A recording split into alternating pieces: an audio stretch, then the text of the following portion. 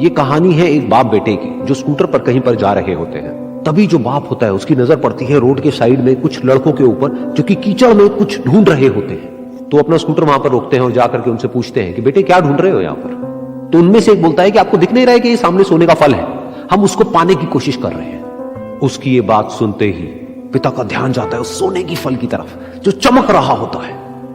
फिर उनके माइंड में कुछ इमेजिनेशंस बनने लग जाती हैं कि काश ये जो फल है ये मेरे बेटे के पास में आ जाए तो ना सिर्फ उसकी बल्कि मेरी भी जिंदगी बदल जाएगी। तो बिना सोचे समझे अपने बेटे को धक्का मार देते हैं उस कीचड़ में और बोलते हैं कि तुझे किसी भी कीमत पर वो फल लेकर के आना है। लेकिन बेटे को वो फल नहीं चाहिए होता है, उसके अपने कुछ और ही सपने होते हैं।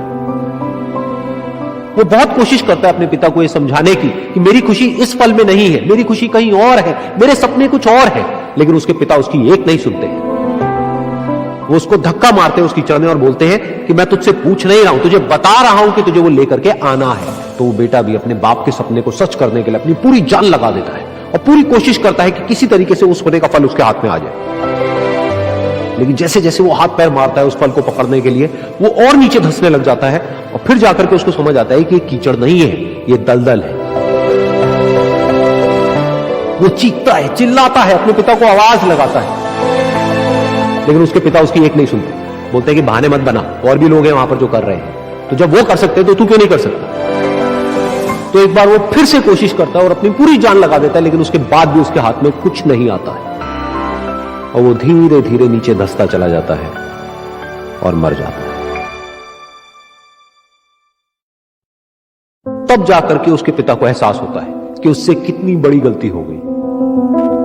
वो वहीं बैठ करके रो रहा होता है, चीख रहा होता है, चिल्ला रहा होता है। तभी वहां पर एक साधु आता है और वो साधु उस आदमी से पूछता है कि तुम क्यों रो रहे हो। फिर वो आदमी उस सोने के फल की तरफ इशारा करते हुए उस साधु को अपनी पूरी बात बताता है और बोलता है कि इसमें मेरी क्या गलती है, मैंने तो जो कुछ भी किया अपने बेटे की खुशी के लिए किया।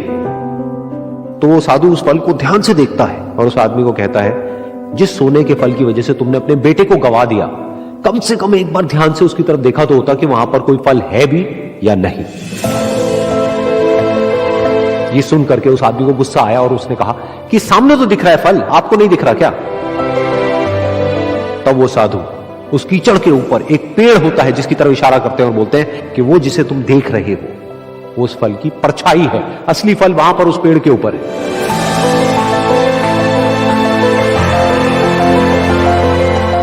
फिर वो साधु उस आदमी को बोला कि अपने बेटे को जबरदस्ती धक्का देने की बजाय और उसको बताने की बजाय कि तेरी खुशी किसमें है, अगर तुमने उससे पूछा होता कि बेटा तू बता तू क्या करना चाहता है और तेरी खुशी किसमें है, तो ना सिर्फ तुम्हारा बेटा जिंदा होता बल्कि हो सकता है कि उसके हाथ में वो असली सोने का फल भी होता।